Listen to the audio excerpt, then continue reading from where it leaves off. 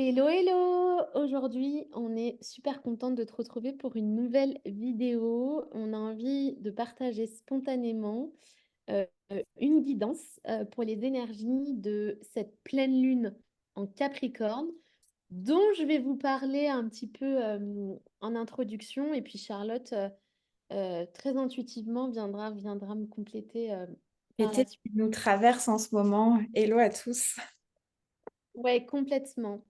Alors, la nouvelle lune la pleine lune, pardon, excusez-moi, en Capricorne de demain, le 22 juin, elle se fera dans le premier degré du Capricorne aux environs de 3h47. Peu importe, on ressent déjà les énergies environ 48 heures avant et 48 heures après. Donc, de toute façon, l'énergie est déjà là. Vous devez déjà la sentir. Et donc, de quoi nous parle cette pleine lune? Cette pleine lune, elle vient nous faire travailler notre posture capricornienne. Donc, je le rappelle, au moment de la pleine lune, il y a une opposition entre la lune et le soleil, l'archétype masculin, l'archétype féminin, les attributs extériorisés solaires et les attributs intériorisés plutôt lunaires. Et donc là, on a une lune qui est un capricorne et en face d'elle, on a en opposition soleil, Vénus et Mercure. Ce qui se joue aujourd'hui, c'est un besoin viscéral, corporel, de retourner dans son cocon, de réinterroger ses besoins, de venir se nourrir dans ces belles eaux matricielles du cancer, de vraiment prendre le temps de faire germer, de mettre en gestation, de mettre en pause euh, nos élans, nos désirs, de vraiment venir prendre le temps de les nourrir, de les ajuster, de les recalibrer.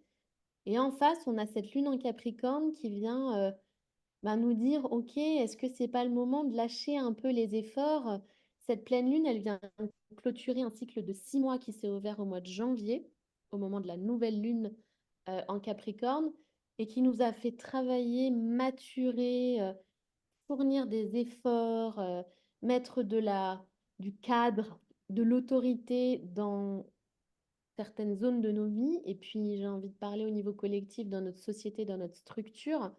Je vous rappelle quand même qu'on est à la clôture de 20 ans de transit de Pluton en Capricorne. Donc, on a vraiment fait ce travail de déconstruction, reconstruction, assainissement de nos structures. On est en plein dedans aussi dans notre pays aujourd'hui. On est en train d'être dans ce mouvement-là. On verra bien ce que ça donne. Mais en tout cas, on est vraiment invité aujourd'hui à faire le bilan sur, OK, qu'est-ce qui a maturé?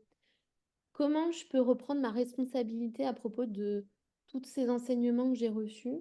Et comment je peux juste me regarder avec une certaine forme de détachement capricornien sur ce que j'ai traversé ces 6 derniers mois et comment du coup je peux me remettre en gestation, renourrir ma créativité, renourrir mes désirs pour ouvrir ce prochain cycle et cet été qui peine un peu à arriver. Voilà un peu l'énergie. Si je devais résumer, je sais que Charlotte, là, tu vas me compléter, puis qu'après on va converser, mais ça serait vraiment l'invitation d'aller lâcher la contrainte, le devoir, La les lourdeur. attentes, la lourdeur de ce qu'on doit faire et être davantage concentré dans cette énergie de à quoi je suis présent, qu'est-ce qui me nourrit, de quoi j'ai besoin, comment purifier ma matrice avec aussi le transit de Gémeaux, de Jupiter pardon, en Gémeaux, qui peut créer de l'éparpillement, qui peut créer de la distraction et finalement avoir une attention qui est assez limitée. Donc, où est-ce qu'on a envie de la mettre euh, à cet endroit-là? C'est un peu la question. Qu'est-ce que tu ressens, toi, Charlotte? Bah écoute, moi ça me parle totalement ce que tu es en train de nous transmettre. Tu vois, moi j'ai tiré la carte de la sagesse et de l'entreprise, la création du renouveau. Et ouais, moi je te rejoins, c'est vraiment ce sentiment de observez-vous, hein, c'est intéressant aussi, on est à la moitié de l'année, on est un peu à cette bascule où c'est un premier bilan. Et qu'est-ce que vous avez initié? Faire preuve un peu de discernement, j'ai envie de poser aussi le mot de l'humilité, hein. Peut-être aussi de se regarder un peu plus humblement. Et moi, ce qui me vient aussi de vous partager et ce qui résonne très fort, c'est de remettre euh, de l'humilité, sans tomber dans une forme d'auto-jugement, hein. C'est pas une question de s'auto-flageller si on a fait des erreurs, des écueils, si on s'est pris les pieds dans le tapis, si on pense qu'on a fait les mauvais choix ou qu'on s'est embarqué dans des trucs où on s'est acharné.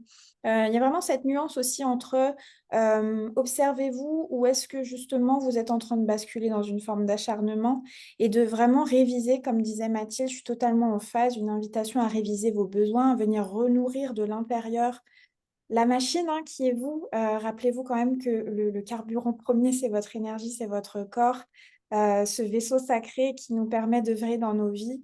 Si à un moment il est complètement, au bout du rouleau, il ne peut plus avancer, et créer justement et pouvoir, recueillir et accueillir en soi, toute l'abondance à laquelle vous pouvez, naturellement aspirer.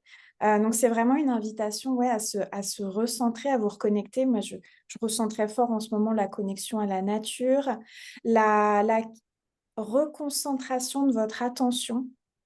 J'ai, écouté d'ailleurs un podcast très intéressant, que je vous partage ici, je vous invite vraiment à aller écouter, de Métamorphose avec, Anne Guéquer et Fabien Olicard, qui a écrit un livre sur ce sujet.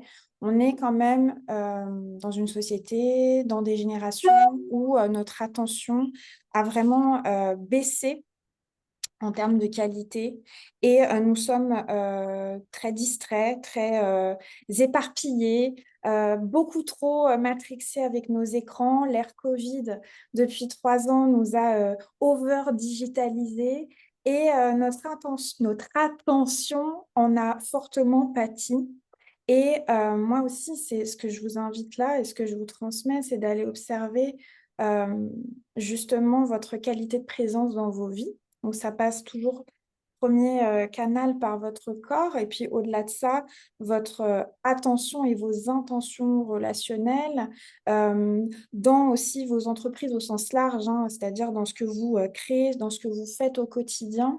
Quel est Voilà, je fais une petite astérix, mais cancer Capricorne, c'est l'axe de la parentalité, cancer, moi en tant qu'enfant, Capricorne, moi en tant qu'adulte, parent, qui porte un regard, moi qui ai grandi, qui porte un regard mature sur sa vie, qui accepte le sens de sa réalité, qui prend sa responsabilité. Je pense aussi à ça parce que j'en ai pas trop parlé en intro, donc aussi nous, dans notre posture de parents, dans ce que nous transmettons sans culpabilité, parce que l'ombre du Capricorne, c'est la culpabilité, l'ombre de la responsabilité, c'est la culpabilité, d'aller observer nos postures. tout à Qu'est-ce fait que nous sommes en train de transmettre et qu'est-ce que nous avons cherché, hein, j'ai envie de dire, ce qui est en train de se ça passer. et peut-être tout simplement, en fait, dans quelle mesure sommes-nous un bon parent pour nous-mêmes et par extension, pour ceux qui sont, parents, réellement ensuite, quel lien entretenons-nous avec nos enfants? Dans quelle qualité de présence sommes-nous? Et tout à fait, Mathilde, de ne pas tomber encore une fois dans une forme de jugement ou de culpabilité ou d'extrême rigueur vis-à-vis de soi-même comme vis-à-vis des autres, hein, d'ailleurs. Et plutôt de se regarder avec, humilité et amour et remettre une belle attention et une belle intention, dans ce que vous voulez nourrir. Ouais, moi, c'est vraiment ce qui me vient. Je pense aussi et tu me diras Mathilde ce que tu en penses, cette énergie aussi capricornienne, ce bilan, c'est peut-être d'observer tout simplement où nous avons eu besoin de mûrir et où nous avons encore besoin de mûrir, en fait, tout simplement, quel que soit notre âge, quel que soit notre stade dans notre développement de nous humains, de nos vies. Hem, c'est ouais, de regarder humblement où nous devons encore mûrir et où nous avons mûri. En tout cas, moi ça vibre très fort. Ouais, bah, je suis tout à fait d'accord avec toi. J'adore cette proposition. Cette pleine lune, elle le signe, le maître, hein, le président du Capricorne, c'est Saturne. Saturne n'a pas toujours bonne presse en astrologie parce que c'est celui qui vient, on dit que c'est le contrôleur, c'est celui qui vient dire ben, est-ce que tu as bien fait tes devoirs? Est-ce que tu as bien appris ta leçon? Est-ce que la vie a besoin de te resservir le même plat dans une nouvelle vaisselle ou est-ce que cette fois-ci, tu vas t'autoriser à prendre le temps de choisir le menu en conscience, tu vois? J'aime bien cette analogie, mais c'est le contrôleur, c'est celui qui repasse et Ouais. qui repasse inlassablement pour venir valider l'expérience dans la matière, as-tu intégré cellulairement la proposition, l'invitation de la vie, que moi j'illustre et que nous, on peut illustrer avec Charlotte avec nos cartographies, mais finalement qui comptent peu, simplement les situations, les expériences qui se présentent à vous, que vous êtes en train de traverser, est-ce que elles sont intégrées cellulairement ou est-ce que vous avez besoin encore de revivre un cycle d'expérience? Je pense que voilà, ça ne sera pas l'objet de cette vidéo-là tout de suite, mais nous, avec Charlotte, on pourrait vous en parler. Ah oui, Là, ça c'est sûr. on a passé le contrôle là, hein. Ça y Ouais, est, on c'était a pris la le... leçon. on a pris la leçon, on a pris la note, ça allait, c'est bon, on y retourne. On a compris, chef. Et Mais puis, c'est pas oublier l'intervalle, hein. Je voulais juste finir ouais. là-dessus, le moment entre ce qu'on expérimente, la prise de recul et la conscience, et c'est ce que nous apprend le Capricorne. Le Cancer, il est tout dans l'émotionnel. Le Capricorne, il prend le recul, il prend le temps de maturer avant de revenir sur l'expérience passée. C'est ce que tu incarnes très fort, Charlotte, je sais, dans ton archétype, mais c'est de dire, OK, on respecte l'intervalle expérientiel. La sagesse, elle vient de l'expérience, elle vient pas juste de la je sais, je partage, je sais que je sais, mais c'est bah, maintenant, je sais parce que je l'ai vécu dans mon corps et je l'ai transcendé. Donc, Et je le pose ça pour tous ceux qui ont du mal avec l'échec, les erreurs. oui. Il n'y a que comme ça. Venez chez nous. Ah, chez nous, on peut vous en parler en Venez long. en salle. C'est vrai qu'on est des doctorantes à ce stade. Pardon, je t'ai Mais coupé. en fait, c'est surtout qu'on a besoin de ça pour évoluer fondamentalement, en fait. Et c'est que parfois, si vous faites partie de la team jusqu'au boutiste, on a besoin d'aller éprouver jusqu'à ce que notre corps soit en saturation totale pour enfin comprendre et intégrer. Quand on parle d'intégration cellulaire, parce que ça, c'est des questions qui nous reviennent. Nous, on parle beaucoup d'intégration cellulaire et beaucoup de personnes se disent, oui, mais c'est quoi en fait?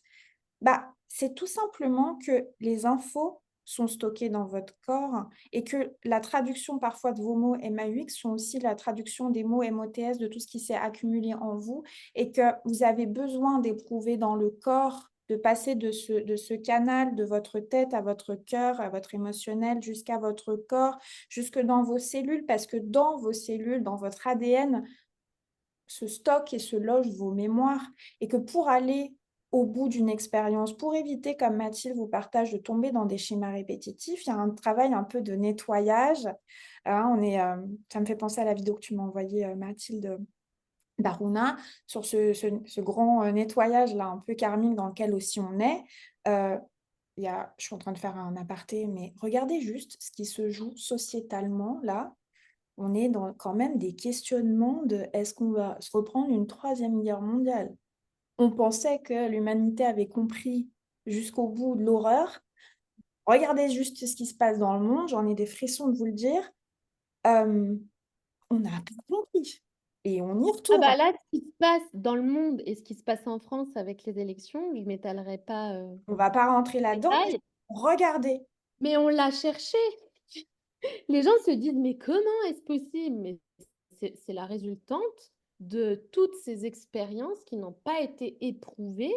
Et on va oser espérer qu'on est dans la dernière vague d'expérimentation pour enfin passer ce Je comprends mieux grip. J'ai mon livre qui est tombé et je comprends mieux, donc du coup, je vais vous lire juste avant qu'on parle. Mais je me suis dit, tiens, c'est marrant, peut-être que je dois lire un passage et je comprends maintenant que oui. Je vous partage la page qui est tombée, c'est le livre du changement de Marianne Williamson, que je me suis dit, je vais le relire en ce moment. Alors, nous pouvons aujourd'hui nous dresser au milieu des grandes illusions du monde et par notre seule présence les faire disparaître. En franchissant l'étape qui nous apprend à adopter une attitude plus aimante, en intégrant les leçons de la transformation spirituelle et en les appliquant à notre vie, nous deviendrons les agents d'un gigantesque changement. En intégrant ces leçons de changement, autant intérieurs qu'extérieurs, chacun de nous pourra participer au grand processus collectif où les peuples de la Terre, naviguant sur les flots de la compréhension éclairée, verront que l'humanité se dirige vers l'autodestruction et retourneront la situation juste à temps. Pour certains, notre époque paraît annoncer une fin avec un grand F et peut-être même parfois l'Armageddon. Mais nous nous trouvons en fait à l'aube d'un début. Il est temps de mourir à qui nous étions pour nous transformer en qui nous sommes capables de devenir. Voilà le cadeau qui nous est maintenant offert, l'occasion de devenir qui nous sommes vraiment. Car c'est là, oh, j'ai une que se Mm. trouve le miracle dans le cadeau inestimable du changement. Ouais, j'adore ce livre. J'ai même pas envie de poursuivre après ces phrases. Ouais, moi non plus, je suis hyper émue. Euh, on va vous laisser là. Ouais, on va vous laisser là. Par contre, n'hésitez pas à nous dire en commentaire ce que vous en pensez, ce que vous ressentez, ce que vous Ce que vous traversez. traversez totalement.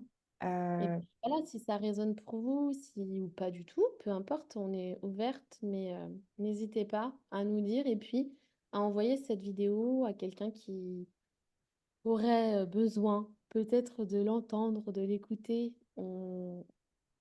On vous envoie plein d'amour, plein d'espoir. De toute façon, on se retrouve bientôt. Et voilà, j'ai envie de finir là-dessus, non? Je sais pas. carrément, carrément. Voilà. On vous embrasse fort, à très vite. Salut.